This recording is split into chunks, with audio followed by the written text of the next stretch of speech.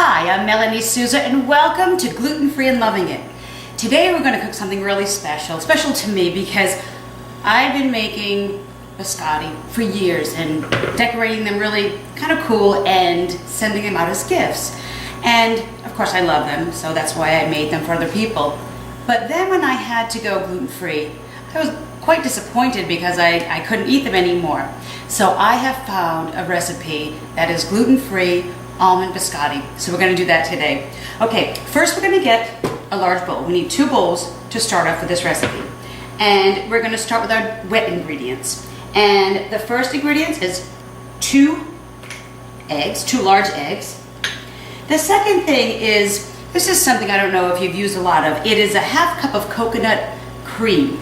Now when you buy coconut cream, it comes in a jar. You don't want to shake it up, and don't get the light version either because there's not enough fat in it. So if you are like me, I'm also doing this recipe dairy-free.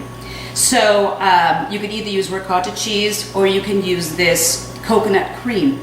And when you open the can, what you want to do is scoop out that heavy part of the cream. That's why you don't want to shake it up.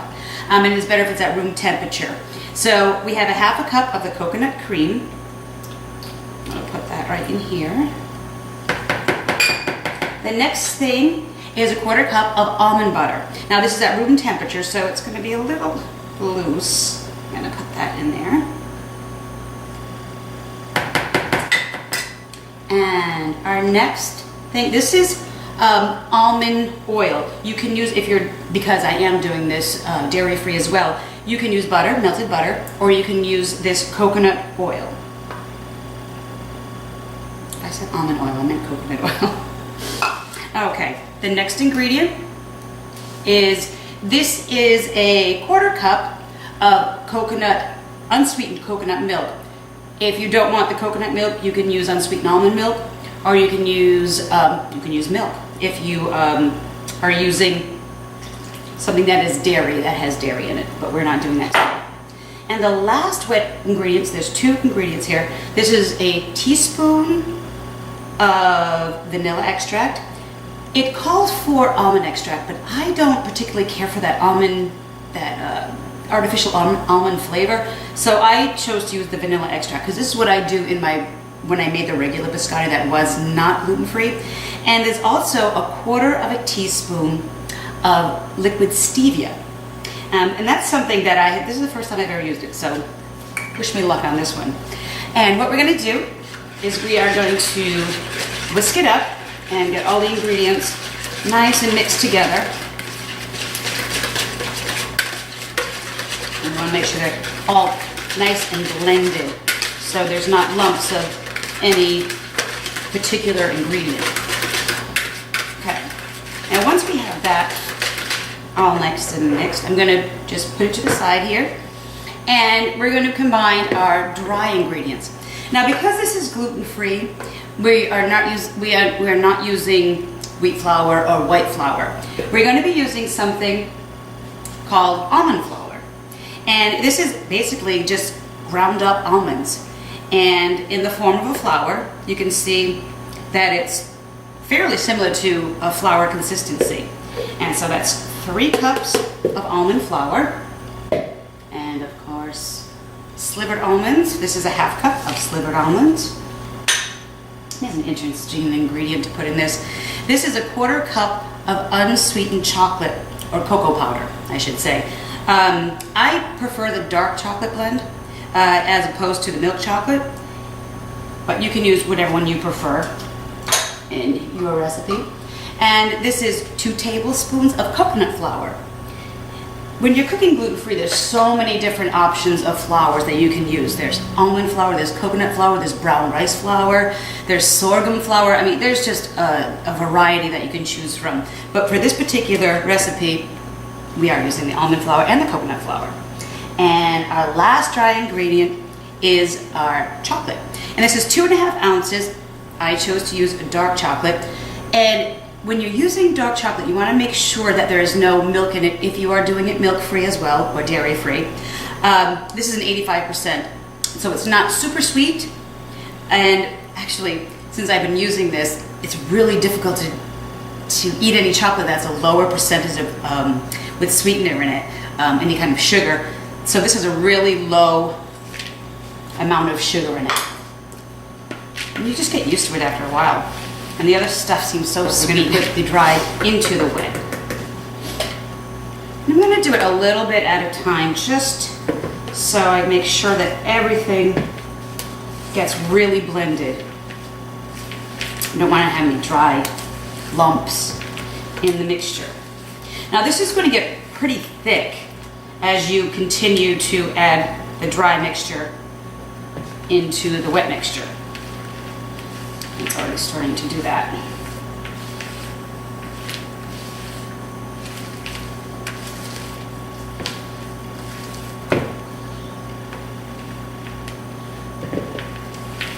It gets the consistency of like a fairly thick cookie dough.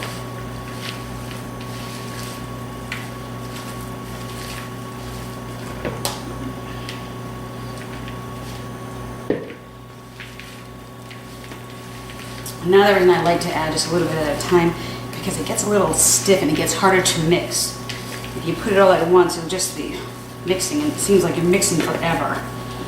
And our last little bit of our dry mixture. And you can see that it's really stiffening up here.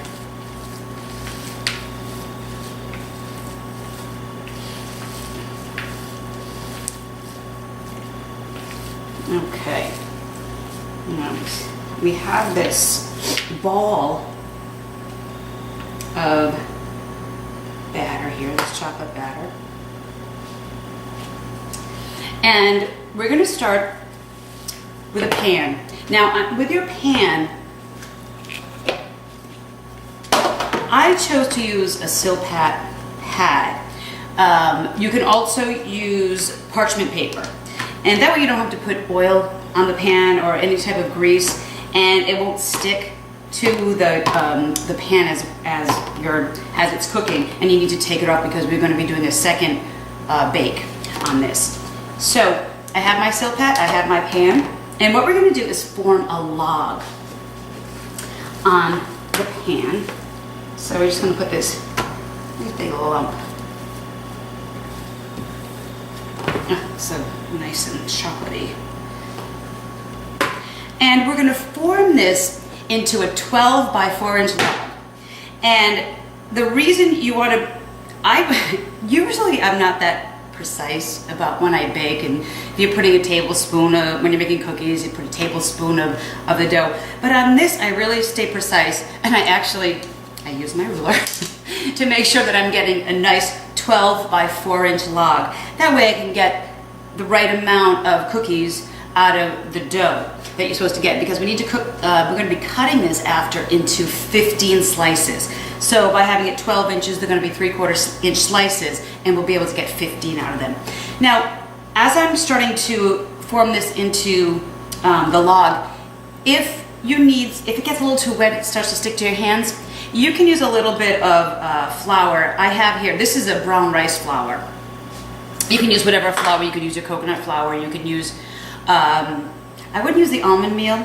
It's fairly expensive, so you want to just use it for your ingredients in your batter. But if you feel like it, I just put a little sometimes on my hands just so it doesn't stick too bad to my fingers.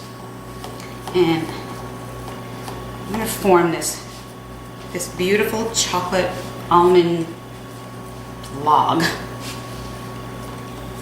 Now, a lot of people think that biscotti is really difficult to make, and they say, oh, well, you have to cook it twice, and it's a pain in the neck. And you know what? It's not that difficult. It's therapy. I use it as therapy. It's soothing and calming, and it's like arts and crafts for baking. So I'm going to take out my, very good, 12 inches long, and let's see, pretty good. I'm at 4 inches wide. So we have the perfect size log. And we're going to take this. Our oven is heated to 350, and we're going to cook it for 40 minutes. And then when we come back, once it's cooked, we're gonna take it out and you'll see us, we'll cut it in logs and we're gonna put it in the second bake. So stay tuned. Okay, now we have our beautiful 12 by 4 inch log, Biscotti log, all done. It cooked 40 minutes in a 350 oven. We've taken it out and we've let it sit on a rack here in the pan and cool for 15 minutes. Now while that was being done, I lowered the temperature in the oven to 300 for our second bake. So we have our log here and I am going to take the log out of the pan and put it on our cutting board. And I'm going to move this just a little bit out of the way. Move it up here. So out of the way, we have our log here. Now we're going to cut into 15 pieces, 15 cookies. Actually, I'm going to put this down here because we're going to put our cookies onto our pan, back on our pan, laying on the side. So I'm going to start,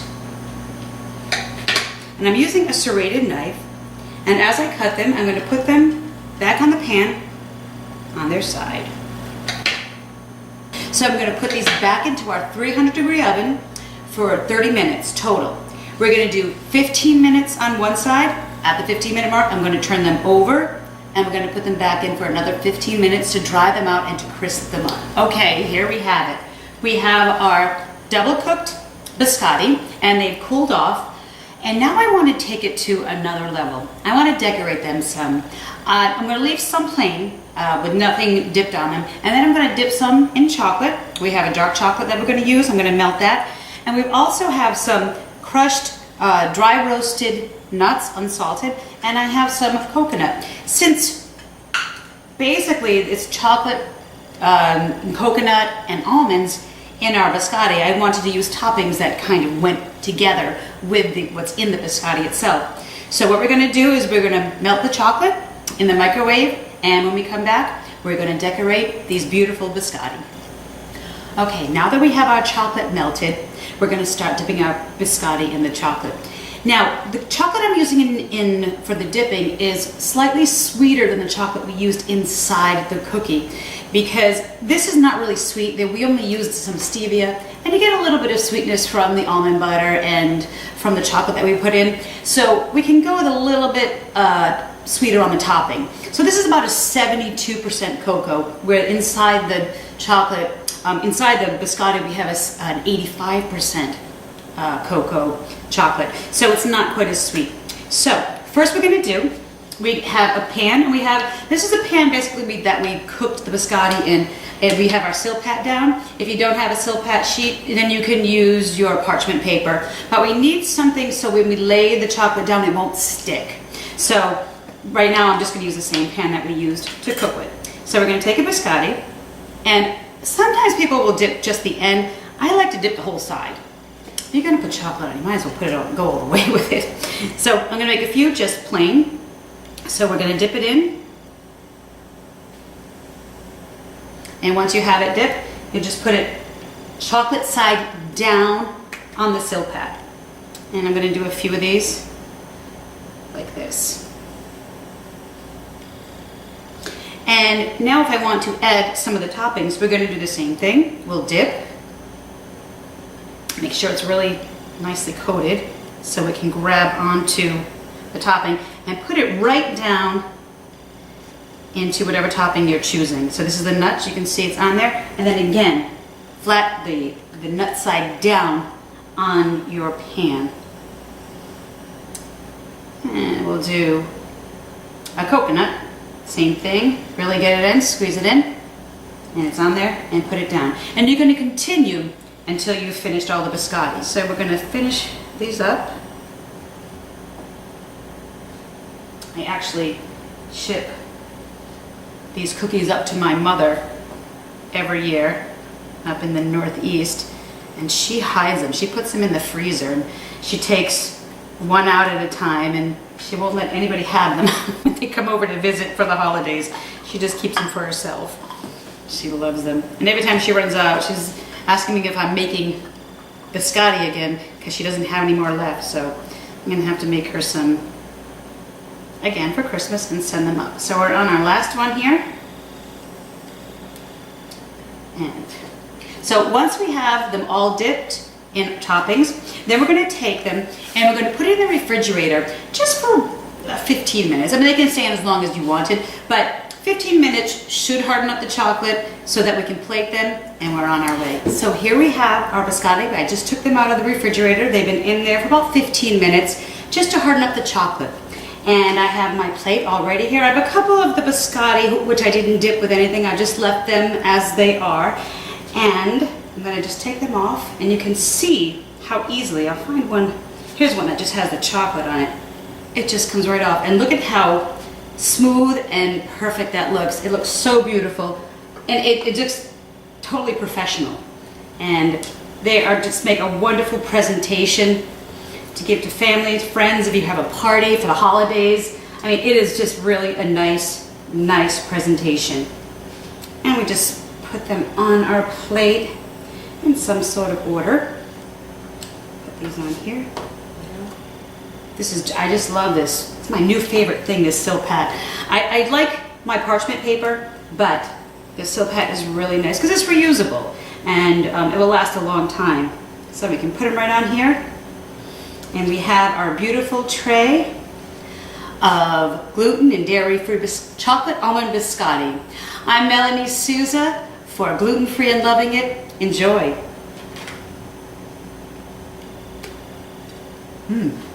Got my coffee too.